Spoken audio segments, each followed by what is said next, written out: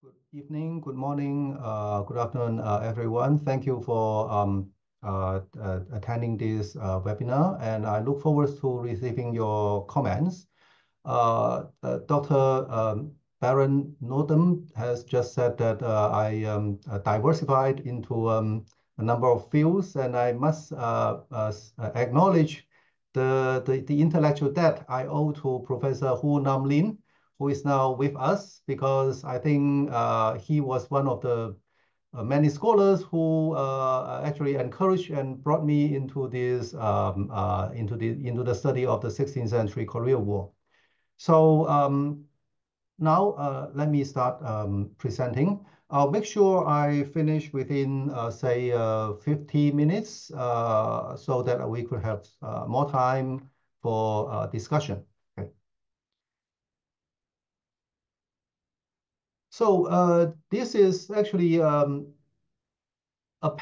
this presentation is based on a paper I published in a journal called China and Asia, a journal in historical studies, in early this year. The date of publication is 2023, but it was actually in the January of 24 that it was published.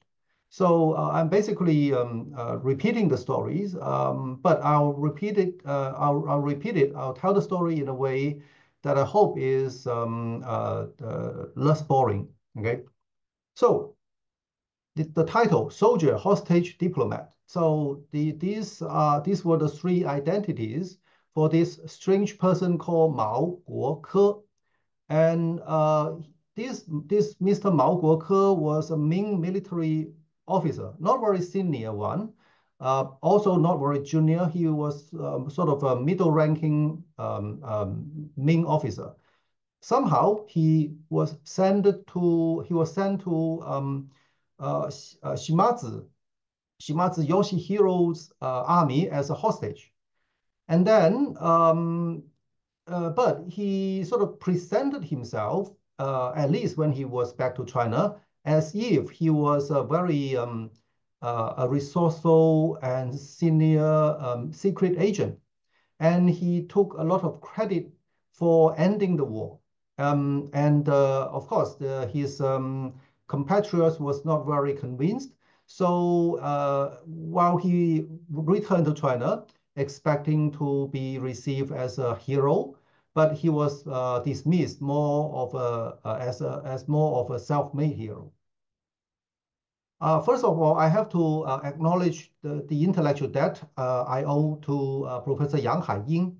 Professor Yang Haiying actually in 2014 published two long articles, one as a journal articles, the other as a book chapter about the same guy. The two research works are quite similar, but they all focus on this person called Mao Guoke. Okay, so I benefit a lot from Professor Yang Haiying's two research works. So this is the other works of her, a book chapter. I think this book was commissioned by the Yiwu municipal government, because Yiwu is the hometown of Mao Guoke and a lot of Ming soldiers. So, and I guess we are all very familiar with the military geography or geopolitics of East Asia. Basically, why was the Ming so nervous about Korea? Because if here Beijing, right? Beijing was the capital of the Ming dynasty, and if Korea as a peninsula, being quite strategically situated, if this place was somehow turned into a hostile force against the Ming, then the entire China East Coast and also the capital would be, in theory, threatened. And therefore, for all the rather sort of chaotic or self-aggrandizing discourse, the Ming was quite, in a sense, very realistic. There is a kind of cultural realism here, meaning that there was some place that you have to uphold, or to use the fashionable term now, you have to neutralize. So this is a map from the Cambridge History of China. And this is, I think, a very clear map about the major campaign of the war.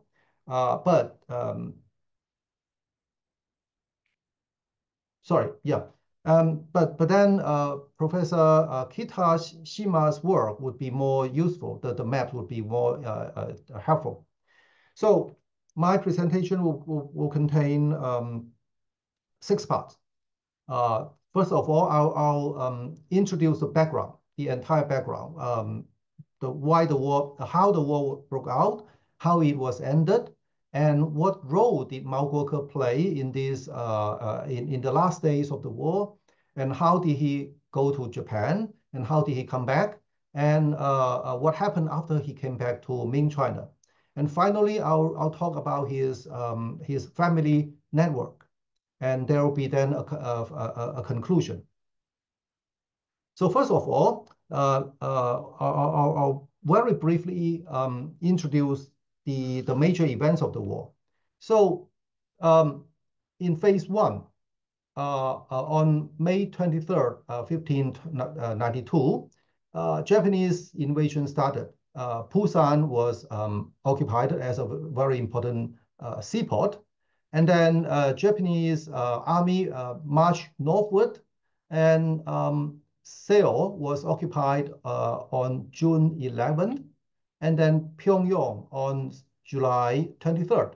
That is to say, within 2 months, almost the entire Korea was occupied. At least the major cities, the major strategic points were occupied.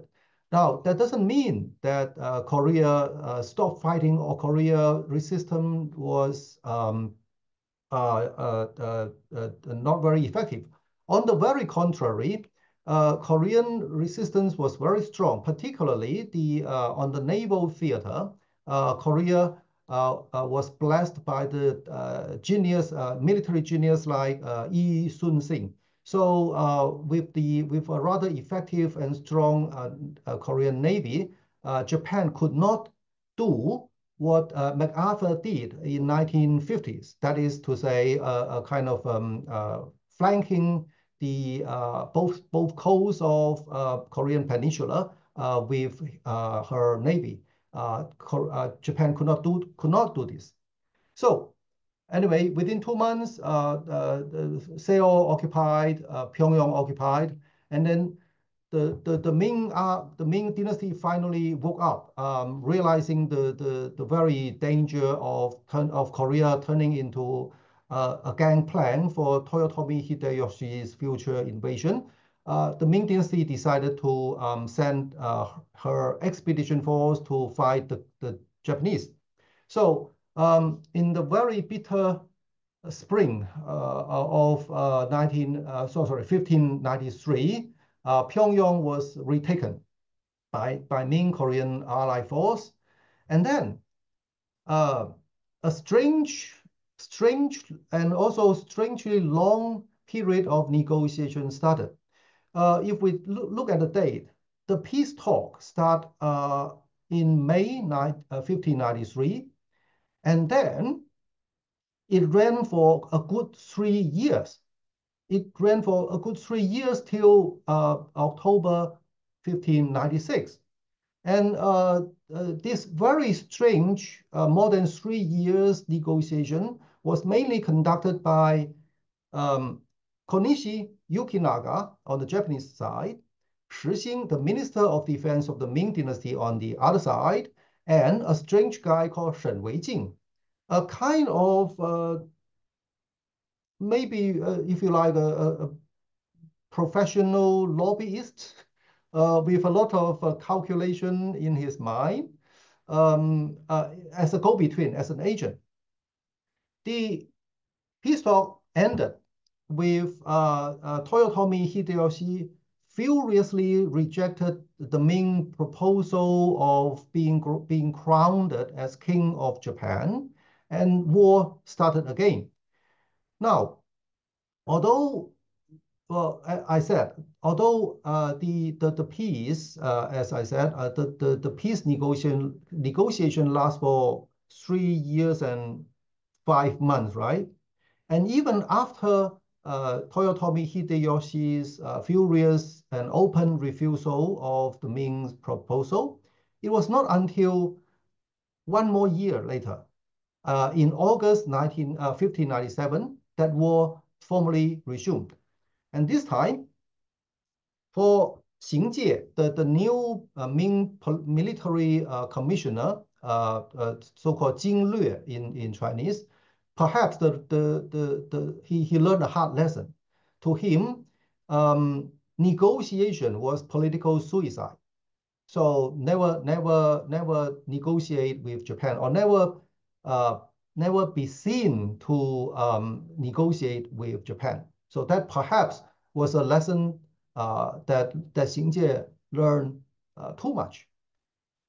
So phase two. So phase two is different from phase one. The phase one war covered the entire Korea. But in phase two, the war was more or less restricted to the southern part of the Korean peninsula. So on September 26, 1597, Namwon was occupied. It was a strategic stronghold held by the Ming force. So it was occupied, and about a month later, Chiksan, the Battle of Chiksan was fought, and that marked the end of Japanese offensive. So that was as north as the Japanese force could go. And after that, Japanese army changed its strategy. So they formed themselves into three strongholds. So in my paper, I describe it as a three fronts strategy: the Western fronts, the Middle fronts, and the Eastern fronts. So again, in the bitterly cold spring and winter of 1598, the Battle of Wusan was fought. And meanwhile, Toyotomi Hideyoshi passed away on September 18, 1598. He died of illness. And whether now very soon, although it was kept highly confidential, very soon major Japanese commanders knew that this new development, and they were counting on the order of retreat. So, however, the war was still going on, and so on October 30th, the Battle of Sachon was fought, and almost one day later, the Battle of Suncheon was also fought. So these were the three fronts. On the Eastern Front, the major rivals was Yang Hao on the Ming side, and Kato Kiyomasa on the Japanese side. On the Central Front, the Ming commander was Dong Yiyuan and Mao Guoke, whereas their Japanese counterparts were Shimazu Yoshihiro, the father, and Tato Tsune, the son. And the Western Front was a match between Liu Ting and Konishi Yukinaka. Meanwhile, there was a naval commander of the Ming by the name Chen Lin. So Ming losses in the three fronts were grossly exaggerated. I think the most exaggerating account was from Shimazu archive. They said that about 80,000 Ming soldiers were killed, whereas in fact there was no more than about 40,000 Ming soldiers in the second campaign. So how could you how could there be 100 times how could there be 2 times the total number of Ming soldiers killed in one battle? Nevertheless, it remains true that the Ming forces did not win. And meanwhile, Japanese commanders were also holding their ground with great difficulties. So they want to retreat. They knew that by the Japanese warring state rules of game, the next theater would not be in Korea anymore. The next theater would be in Japan, and they will be fighting with against their comrades one day, sooner or later. So as a result, there were secret truces between Ming commanders and their Japanese counterparts. However, if we understand truth or peace negotiation as the stop or the absence of hostility of fighting, that also doesn't seem like true, because in the famous you may see this blue spot in the famous Battle of Noryang. That was the last serious battle of the war. The famous Korean national hero, General Lee Shun-sing, was killed, also together with the Ming veteran General Deng Zilong. So how is it that there was truth agreements on the one hand, and also bitter fighting on the other? The reason we need to find out very soon. But please remember this name, Mao Guoke. This name looks suspiciously similar to Mao Guoke, our protagonist, right? Yes, there is a very clear reason for that. So I'm into my second part. How did Mao Guoke ended up in Japan? So how do we know? I'm talking to Dr. Baron Nordum before the webinar, we are all very concerned about not just the war or not just the historical events, but how the accounts of historical events were produced, how knowledge of historical events were produced and censored. And so how do we know about Mao Guoke?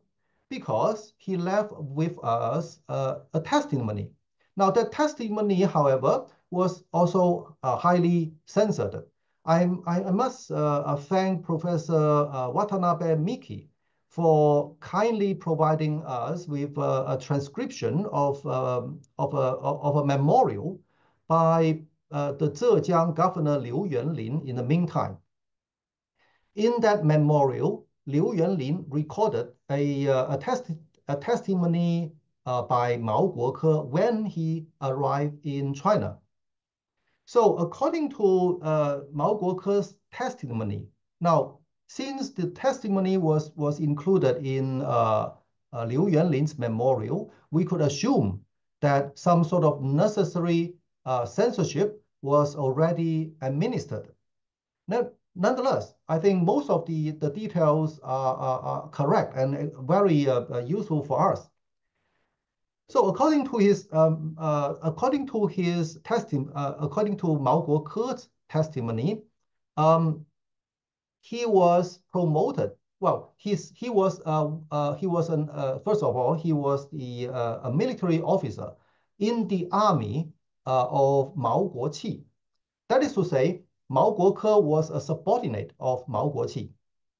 Okay, and for some reason, he was chosen as the right sort of person, as a representative, as a hostage, and he was sent into Shimazu Yoshihiro's headquarters on this date, the 5th day of the 11th month of the 26th year of Wanli, which was December 2nd, 1598. Now, that was his testimony. And his testimony reveals something more scandalous, if you want. Why? Because once he ended up in the Japanese army, he was forced to retreat together with the Japanese soldiers. And he found some more Ming hostages, people like him, middle-ranking military officers with 20, 30 entourage. So who were these officers, or who were these officer hostage? One, Liu Wanshou; two, Wang Jiangong; and three, Chen Wendong. So in addition to Mao Guoke himself, there were four Ming military officers. Now, this name doesn't make sense, right?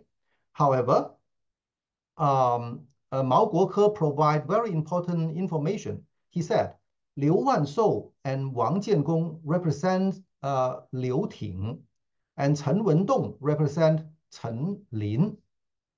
So if Mao Guoke was Mao Guoqi's man, representing the Central Front Ming Army, then Liu Wanshou and Wang Jiangong would be representing Liu Ting, the Western Front commander, and Chen Wendong representing Commander Chen Lin, would have meant that the Ming Navy also enter into a ceasefire agreement with Japanese.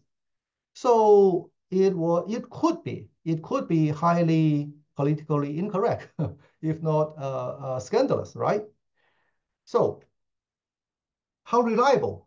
How reliable was Mao Guoke's testimony? As I said, the testimony was included in Ming Zhejiang Governor Liu Yuanlin's memorial. It was recorded after he arrived at China or returned to China. So how reliable was his testimony? We must resort to other archive, preferably non-Chinese archive. And thanks heaven, we do have a lot. So take a look. This is the this is the Korea veritable record, the Sonchu Xilog, meaning the veritable record of Korean King Shonju. So according to this entry, by the day was the 31st year of Shonju, or let me repeat, 23rd day of the 10th month of the 31st year of Shonju. I found the difference between Ming and Korean and Japanese calendars very much a problem. For the Chinese calendar, we have a very good software developed by the Taiwan Academia Sinica, which could conveniently convert Chinese calendar days into Western days or vice versa. But I understand that Korean calendar is a bit different. Its year follows the Ming year, but its month and days had its own system. Whereas the Japanese day was like one day ahead or after, I forgot. So there was only one day difference between the Japanese calendar and the Ming calendar. Anyway, what is important is that let me read you the translation. On Shachon, after several rounds of messenger visit between Ming and Japanese force, on the 14th day, Mao Guoke sent Shi, Meng, and two Chinese. So let me read you the original Chinese. 14日，毛游基又送史相公、孟通嗣及唐人2名 ，so two Chinese, and 我国通事1名 ，meaning Korean interpreter into Japanese barrack, that is Shimazu Yoshihiro's headquarters. So, moreover, strangely, of all the Ming prisoner of wars, most of the soldiers were forced to have their hairstyle shaved in Japanese style. So if in case you watch Japanese Warring State TV or film, you probably realize that Japanese male tend to have their scalp shaved, but they will keep the hair at the edge. So probably the Ming POWs had this haircut administered by the Japanese captors. This is as a sort of maybe a cultural gesture of showing Japanese victory, of humiliating Ming soldiers, and also preventing them from running away. Right? But somehow Mao Guoqi's soldiers, who were captured alive by the Japanese soldiers, were spared of this humiliation.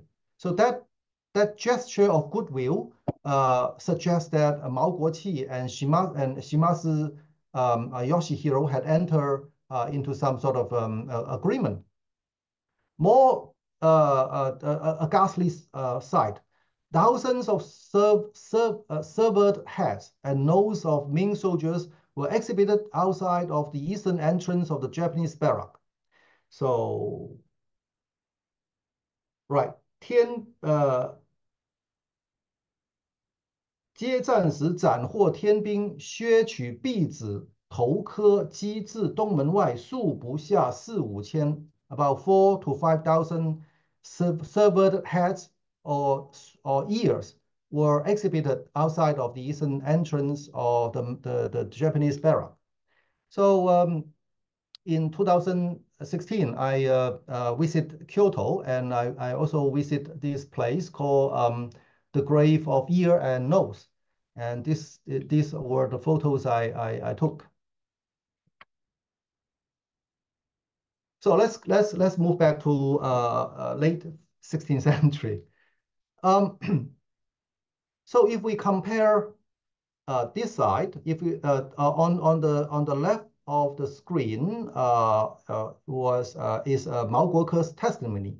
On the right of the screen is a Korean veritable record, and the two actually match each other.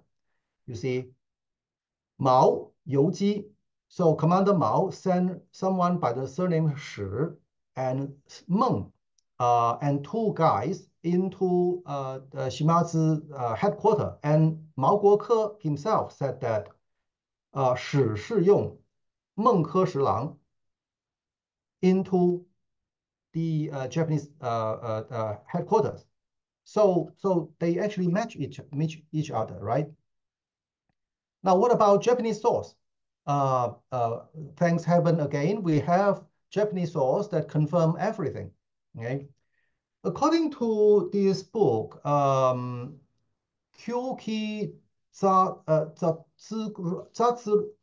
Zatsuroku Kohen, meaning historical miscellaneous records of all sources of Kagoshima. Okay, that is mainly basically Satsuma domain. Satsuma domain was the domain of Shimazu family. Okay, so according to this archive 976, Mao. Let me read you these few lines. 去年10月，于朝鲜国获大胜利之后，大明逼将毛国器弟毛卫兵为质来于我父子营。So Mao Weibin, the younger brother of Mao Guoqi, was sent as hostage to our father's son's headquarters last year after our great victory over Korea. That's the literary translation. And Shimazu Yoshihiro was ordered by Tokugawa Ieyasu, 内大臣家康, okay, the Ieyasu, instruct Shimazu Yoshihiro to have Mao Guoke repatriated in next spring. Right? So Wei Bin is the style of Guoke, and the Japanese source clearly identified Mao Guoke or Mao Weibin as the brother, the younger brother of Mao Guoqi. But actually, the commander, the surname of commander of the Ming commander was this Mao. Perhaps you could take a look at my mouse. And so it clearly differs from Mao Guoke, from the Mao of Mao Guoke Even though these two Chinese characters have the same pronunciation, clearly they are different characters. Okay, they are different characters. Okay, so why? So is it a Chinese way of forging trust via kinship, whether imagined or real? I found this English verb very interesting because means forge has at least two meanings, right? The first meaning is to lie, is to tell a lie, is to falsify. But on the second meaning is to make something up with force. For example, you make a knife, you make a weapon, forging some pieces of metal together and turn them into a very menacing weapon. So I like this word because that's exactly what this habit is doing. Because the Chinese way of forging trust via kinship is a very long tradition, which could at least go back to the 10th century during the Five Dynasty Wu Dai period. Because in those days, historians observed that there were many false brothers, both fathers and sons in the army. Of course, because in the army, the precarious situation, you do need a lot of trust. And how do you build or strengthen that trust? You pretend that you are brothers or you are fathers and sons. Okay, you adopt a junior competent soldiers and turn that soldiers into your son, so that your adopted son would fight for you and die for you. Okay.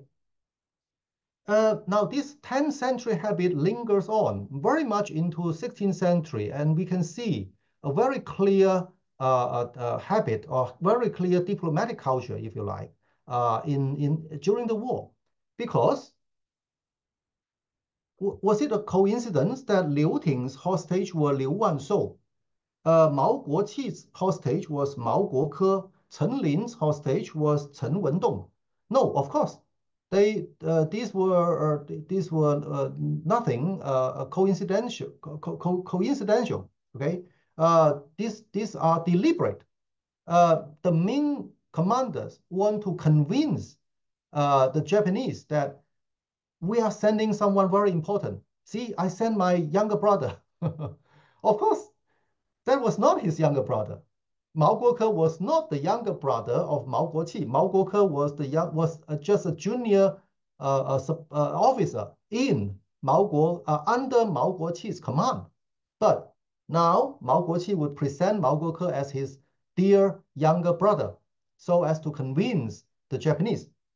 In fact, the Japanese also knew this game quite well, because during the during the 3-year-long negotiation, Japan actually sent a representative.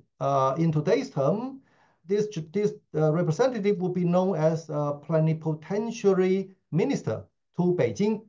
This Japanese representative was Naito Joan. Naito Joan.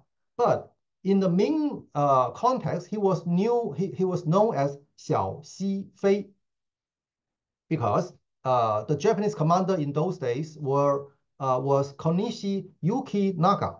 So to the Ming court, Konishi Yuki Naga sent someone with the same surname of himself, Xiao Xi Fei, Xiao Xi Xingzang. That was an evidence of the sincerity of Konishi Yuki Naga. Okay, so you see, this maybe is a 16th century culture of diplomacy that is revealed in the war. Anyway, so let's continue his story. Why was there a fighting anyway? So if 4 hostages have been sent to the to the Japanese military establishment, mind you, it was not 4 people.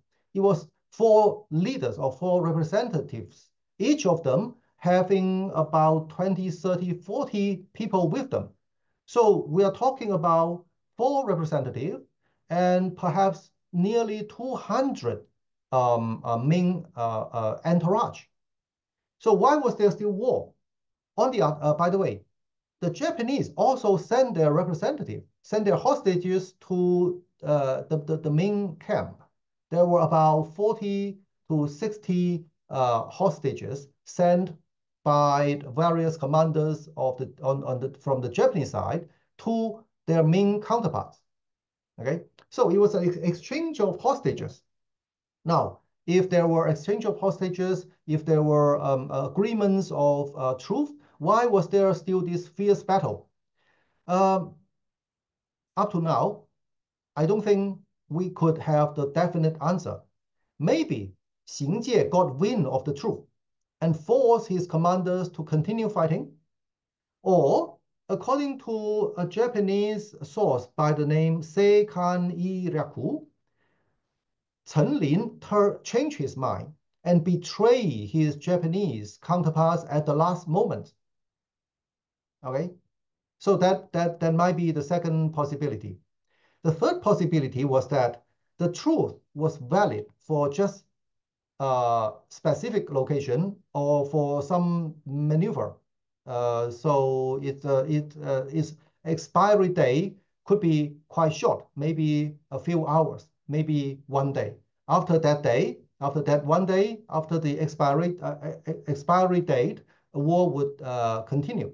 So that's my speculation and explanation about why there were war, even with in addition to peace. Okay, and that perhaps also fits into the webinar series called Ambivalent Hostility. Okay,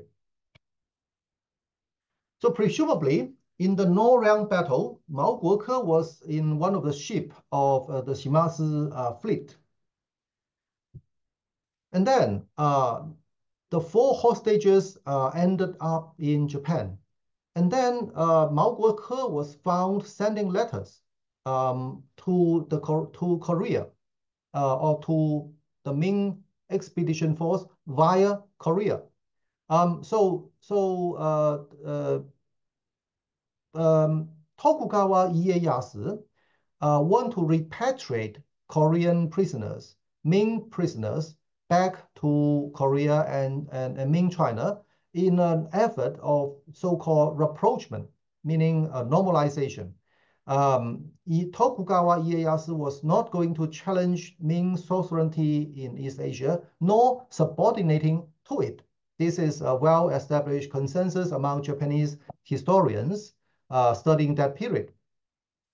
And Tokugawa Ieyasu was counting on Mao Guoke as a diplomatic channel.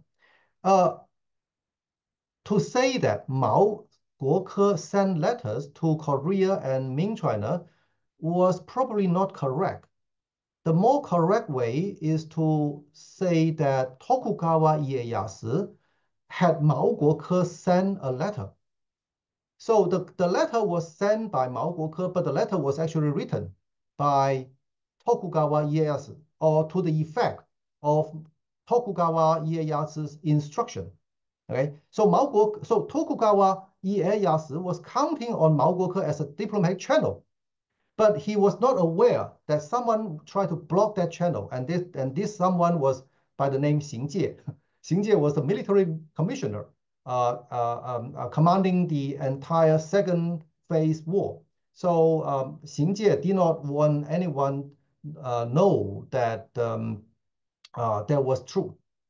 Okay, so you see in this entry, a Korean official by the name Jiang Shen visit a Ming the military official and said that, oh, I heard that Mao Guoke sent letter to you. May our king take a look? So obviously, Korean government knew that Mao Guoke was sending letters, or Japan was sending letter via Mao Guoke.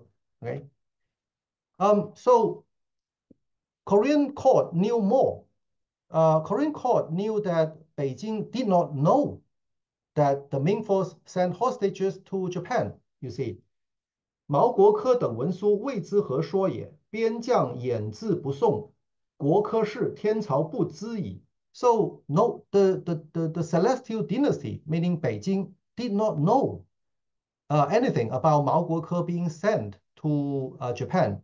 So, in that sense, Beijing would not have known that there was not only Mao Guoke but also Liu Wanshou, Chen Wendong, and Wang Jiangong, four hostages. Okay, four middle-ranking officers. And Korea had its own worry because Xing Jie and Wan Shide, they shelved Mao's letter. And how should Korea report it to Beijing? The worry was that if Korea said that, oh, we received a letter from Mao Guoke, then Beijing would know that what letter? Oh, Mao Guoke was sent to Japan. What? A Ming military officer was sent to Japan as hostage. Who should? Why wasn't Beijing informed? So Korean government would be in a difficult situation because Korean government might easily be accused of colluding with someone to deceive Beijing or to block the truth from Beijing. Okay. So on the other hand, news kept coming from Japan. Here there is a new entry on the 19th day of the second month of the 33 years of Shonju. Korean officers knew that of the four Ming officers captured or sent to Japan, one actually died last year. Okay, Liu Wanshou passed away last year, and Japan prepared a ship in a very respectful way, sent the deceased officer together with two other Ming officers back from Tsushima to Korea. And they also knew that the other guy, meaning Mao Guoke, was sent to Sa Ci Ma Dao. Sa Ci Ma Dao, meaning Satsuma. So Satsuma accommodated Mao Guoke, whereas the two Ming hostages still alive and the deceased Ming officers were respectfully sent to Korea. So obviously, the Japanese government tried to be respectful. Okay. And here is a more interesting discussion among the Korean king, and his ministers. Korean court knew that Xing Jie want to keep it confidential, and was worried that Korea would be implicated should the truth be known. So Korean government decided to report with very careful wording to make sure that Korea was in the clear. I found this discussion very interesting, reminding me of the British political committee. Yes, Prime Minister. In one of the session, there was this Rhodesia solution. You may find that in YouTube. I found it highly the comic and also very interesting. And the Korean king and ministers discussion more or less reflect the same worry and the same tactic. So what happened to Mao Guoke in the 2 years when he was sent to Japan? Well, not too bad, according to his own testimony. Not only according to his own testimony, but also according to Japanese source, the Satsuma archive. So he met a Korean official, Kang Hang, who was also captured and sent to Japan. Kang Hang met Mao Guoke in Sakai in early 1599 and had a very good impression on Mao Guoke regarding him as a Ming envoy, and was very impressed by his extreme warmth and courtesy. It seems that there was a reason why Mao Guoke was chosen. This was a guy who who seems to be literate, who seems to have a sort of quick wit and could bluff. He could bluff. Okay, he could present himself in a way that he actually wasn't that great. Okay, and Shimazu Yoshihisa, probably the elder brother of Shimazu Yoshihiro, actually wrote Mao a congratulatory poem when it was announced that Mao Guoke would return to China. That sounds like a haiku. Um, Kari someno nasaketo shiromo mata me hemu. Is a 575 syllable haiku. Okay, meaning that meaning roughly means that I'm saying goodbye to someone who was loyal to his duty, meaning Mao Guoke. And between late 1599 and mid 1600, Mao Guoke and Shimazu Tadanaka, whom he described as 图书头老将军, the librarian and old general, they kept exchanging letters. And Mao Guoke sent this old general fans, calligraphy works, and vases as gifts. So finally, he was repatriated to China on a ship under the command of Torihasa Soan shortly after May 13, 1600. Okay. Again, how reliable was this account, was the above account?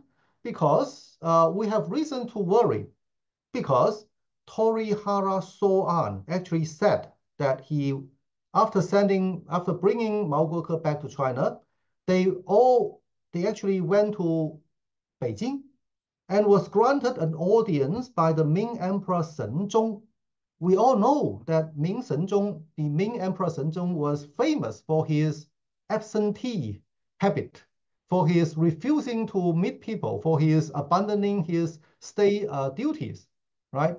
So how could the Ming Emperor grant an audience to a merchant? Okay, so it was totally unreliable. A Japanese scholar already pointed out that Torihara Soan's account was not to be taken seriously. However, it is true that Mao Guoke actually went back to China in a ship under the command of Torihara Soan. So back to China. So more news about Mao Guoke came from Shonju Xirok. So for example, on the 11th day of the 4th month of the 33 years of Shonju, someday in 1600. Ming Navy at Pusan captured 2 Japanese ships, and they found Chen Wendong and Wang Jiangong. Liu Wanshou had passed away, by the way. Just a very quick note. Why didn't Liu Wanshou make it? Okay, why didn't Liu Wanshou make it? They were not like some miserable prisoner of war being tortured or maltreated by Japanese. So why didn't Liu Wanshou make it? Because it seems that Liu Ting and Konishi had some argument, so that Konishi had two arms of Liu Wanshou cut and sent the arms to Liu Ting as a warning. So that also revealed to us the function of hostage. Okay, so if the negotiator did not honor his words, then the hostage would have to suffer. So probably because of losing 2 arms, Liu Wanshou finally passed away. So in that case, Xing Jie would have known that Mao Guoke had returned to China not through Korea, but to the eastern coast of China. It seems that Tokugawa Ieyasu also began to realize that his communication did not work, and he suspect that it was either Korea or the Ming expedition force which were blocking his information, which was also true. And therefore, he sent Mao Guoke to East Coast, China East Coast from Satsuma in order to breach the blockade. Okay. So finally, Mao Guoke returned to China. He was cited. Um, on May 28, 1600, off the Tantou Island, and Mao Guoke arrived with flair and dignity. He had a huge flag hoisted on his ship. On the flag was embroidered four big Chinese characters, Ping Wo Zhou Kai, pacifying Japanese and declaring victory. Now, why this pomp? Why this fuss? Well, because that could be life-saving. Uh, the waters is a highly volatile and dangerous place because one might easily get killed and without any trace left behind. And a Korean official, Choi Pu, knew this very well. In 1499, he was driven to, he was in Jeju of Korea, and he was going back to Korea main island, but was disrupted by a typhoon, and he ended up somewhere in southern Zhejiang. He and his about 40 crews were almost killed by Ming army because once the person died, the person would not speak. So the head would be cut off, and then the head would be counted as the head of a Japanese pirate, so that the Ming officers would be promoted. So, Mao Guoke presumably knew this game very well. He was one of the Ming military officers. So in order not to be deliberately mistaken as a Japanese wako, he made a very obvious sign declaring himself as some sort of very dignified, very important Ming envoy. And then, so it's time for Xing Jie to come out to diffuse the potential crisis. At first, Liu Yuanlin also want to be so-called in the clear. He didn't want to have anything to do with Mao Guoke's arrival. He said, Ming victory in Korea was the result of the brilliant leadership of His Majesty, of the Emperor, and also the execution of senior ministers like Xing Jie. So Mao Guoke was just a spy for the Ming, and he failed to produce any documentation of his mission. Now, I found that request rather unreasonable because being a spy, would not plausibly carried, a letter of appointment. I herewith appoint you as a spy for the Ming government and send you to Japan. Probably he would not have carried something like that, right? So so it was quite unreasonable to ask him to demand that he, offer some sort of, the proof. So anyway, the Zhejiang government did not want to have anything to do with Mao Guoke. The Zhejiang governor said that because Mao Guoke was heading to Fujian, so why not let him go to Fujian? We'll send someone to escort him to Fujian, and then he was no longer my problem. Of course, he would not say that in his memorial, but that was what he wanted. So Mao's ship was escorted to Fujian, and from then on, Mao Guoke disappeared from Ming official record. Okay, and how did Xing Jie deal with this political crisis?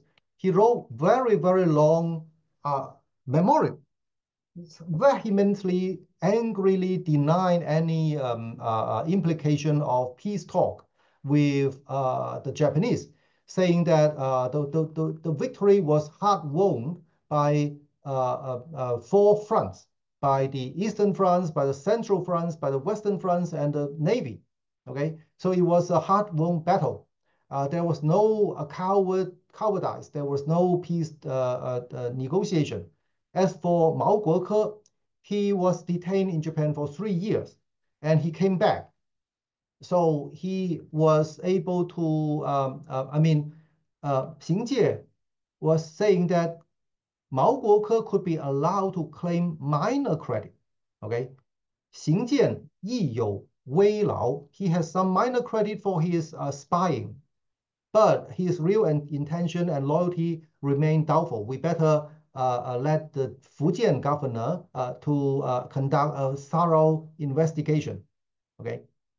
Now, if Mao Guoke's, if the weakness of the pretext of Mao Guoke's, the accusation against Mao Guoke was his absence of any documentation. What about Mao Guoqi? Wasn't according to Mao Guoke's testimony, it was Mao Guoqi who sent him into Shimazu Yoshihiro's headquarters. So why not call out Mao Guoqi? Was he dead? Did he die in Korean battleground? No, he was very much alive. About 4 months, less than 4 months before Mao Guoke made it to Zhejiang, Mao Guoqi was found in northeast China, and he was reprimanded for letting loose his rowdy soldiers, which end up in a fight with a loss of 3 lives. And for this misconduct, Mao Guoqi was deprived of salary of 4 months. And the person who investigated this case was none other than the Jinglue, His Excellency Xing Jie. So Xing Jie would have known very well that Mao Guoqi was alive. If a witness was needed to verify Mao Guoke's mission, then Mao Guoqi would be the perfect candidate, would be the perfect choice. Of course, Xing Jie would not want this to happen. The last thing he want to see was the knowledge that there were 4 Ming military officers being sent to Japan in the last days of the war. Right. So what happened to the Japanese hostages to China, by the way? You see, Japan was not doing too badly. I mean, there seems to be some sort of grace in Japanese diplomacy. Okay? 4 hostages were returned to China. The deceased one was also returned in a respectful way, his body being covered in a coffin, and the ship and a nice ship and 2 officers also back to Korea, and Mao Guoke back to Zhejiang. What about the 61? What about the 40 to 60 Japanese hostages? Sorry, they were all executed, and they were all executed 1 year before Mao Guoke's return, because the Ming Emperor Shenzong, for all his distaste of official duty, seems to develop a hobby of enjoying the execution of criminals. This is called the presenting the prisoner, 献夫礼, and therefore, to celebrate the glorious victory of the Ming army in Korea, there was a parade, military parade, and also a grand ceremony of presenting the prisoner on April 25th, sorry, May 19th, 1599, right? So all the 61 hostages, all the 61 Japanese hostages were regarded as prisoners of war or criminals or whatever, and were executed in Beijing. So Professor Kuba Takashi had actually published an article, Chosen no eki ni okeru nihonhei oryo, which means Japanese prisoners of war during the invasion of Korea, their capture and treatment by the Ming in Toho Gaku. And he described this event in fascinating details. So finally, my very brief introduction of Mao Guoke's family network. As I said, Mao Guoke disappeared from official records of the Ming. Fortunately, his family records reveal not only what happened to him after the war, but also his families. We are quite fortunate to have two family genealogy, one published in 1819, the other in 1922 in the Republican period. Okay, so one in 1819, the other in 1922. This is known as the Xiuchuan Mao Shi Zhongpu, the family genealogy of the Maos of Xiuchuan in Yiwu County. So this is probably his brief timeline, and this is how the family genealogy looks like.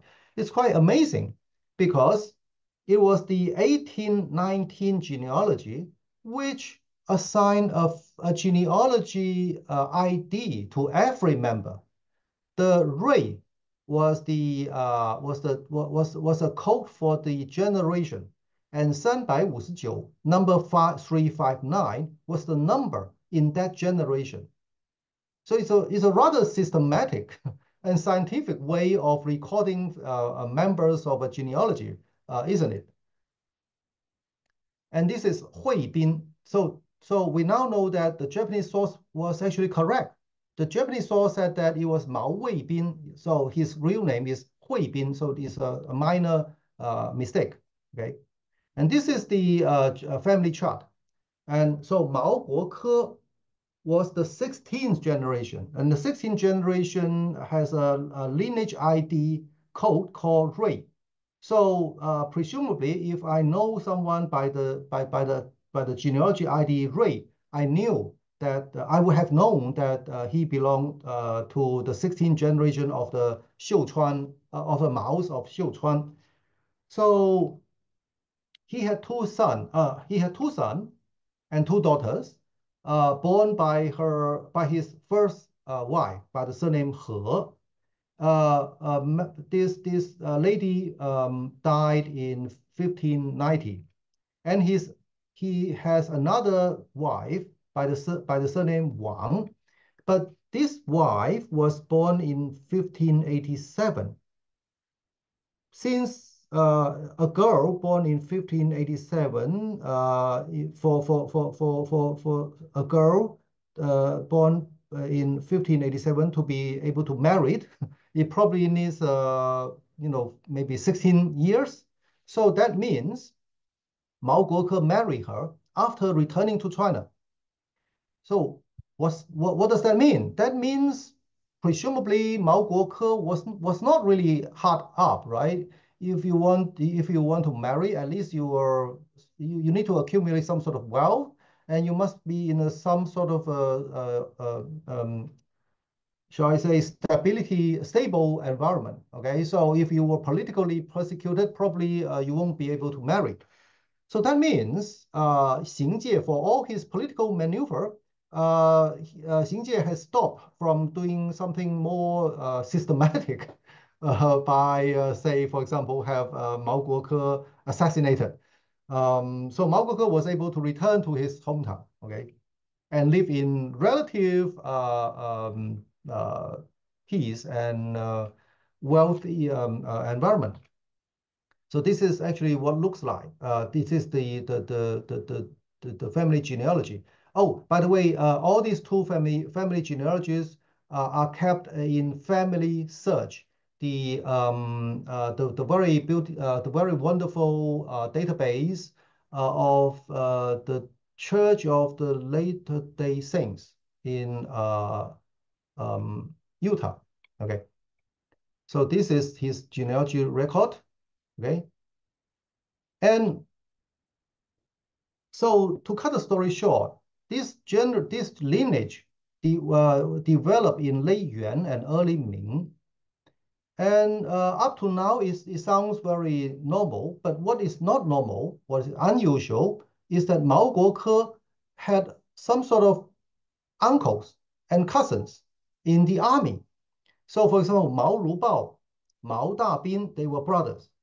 And there was also a Mao Zhongseng and Mao Ruqi, who were military officers. So you may challenge. So what's so important or what's so special? They could be military officers, but one maybe in Xinjiang, the other maybe in Guangdong. But no, all these four names appeared in a military fort in Wang Xuzai Battalion of Shandong. So let me show you the geography. So this is Shandong Peninsula, right? And this is Wang Xuzai Battalion, okay? And here, Mao Guoke had one uncle, two cousins, okay? So this is Mao Jie. He is an honorary general. This is Mao Yilong, another honorary general, and Mao Rubao and Mao Rugui, which is Mao Dabin. These two guys appear in also the local gazetteer, okay? They were famous military commanders. And Mao Yijing, a hereditary company head in Jinhua, their hometown, and Mao Ruhan in Xifengkou, well, quite north in Shanxi, right? And Mao Ruqi in Wang Xuzai. Together, if we add Mao Zhongseng, we have three uncles and cousins in Wang Xuzai. So one uncle, two cousins in Wang Xuzai. No wonder in his biography, Mao Guoke was said to get an appointment in Wang Xuzai. The biography said that he actually met Qi Jiguang, and Qi Jiguang appreciate Mao Guoke very much. That could not be trust. Okay, that's more like an exaggeration. But I think Mao Guoke's appointment in Wang Xuzai is more likely. So last but not the least, last but most importantly, why? We know today that in today's in contemporary China, Yiwu is very famous for the small commodities. Okay, for all sort of small items. It's a great commercial hub, globally famous. But in the 16th century, Yiwu was not famous for commerce. It was famous for violence. Yiwu was the notorious place for the so-called minor bandits or bandit miners, 矿贼 or 矿徒. And it was actually from here that Qi Jiguang recruited his first batch of soldiers. The future famous Qi Jiajun, the Qi Jiguang's army, were actually bandits, which make good sense, right? So finally, what could we learn from Mao Guoke's story? So first of all, there seems to be a cultural explanation, right? Is it a Chinese way of war? 兵不厌诈 or 兵者诡道也, which values deception and betrayal over honor and grace. And so conversely, was there a Japanese warring state way of war, which allowed for conclusion of treaties, exchange of hostages, etc., etc.? Or was there a diplomacy characterized by bluff and deceit, an international order based on the assumption of the superiority of China, But what about Toyotomi Hideyoshi's dream of conquering Ming China? So there are still, we could think about these issues without much convincing conclusion, I'm afraid. Political explanation. Now, Xing Jie's maneuver was born out of his fear of repeating the downfall of Shi Xing. To Xing Jie and many officials, negotiating with the Japanese was simply unacceptable. And the partisan politics also clouded the Ming court. So Xing Jie gave me the impression that this was a paranoid person, a paranoid politician who did everything to cover himself up to maintain his version of truth. But finally, I found the perhaps a sociological explanation more plausible. That is, this structure agent theory. Anthony Giddens and other social scientists present this argument, meaning that given all the kind of structural constraints, diplomacy, habits, culture, agents still make their own choices and changes and also change the course of history. Of course, the famous sentence from Karl Marx, Louis Bonaparte said something like similar, right? Meaning humans create their own history, but not on the conditions of their own choosing. So sorry for dragging on. I was hoping to finish my presentation in less than 15 minutes, but I seem to speak too much. Thank you very much.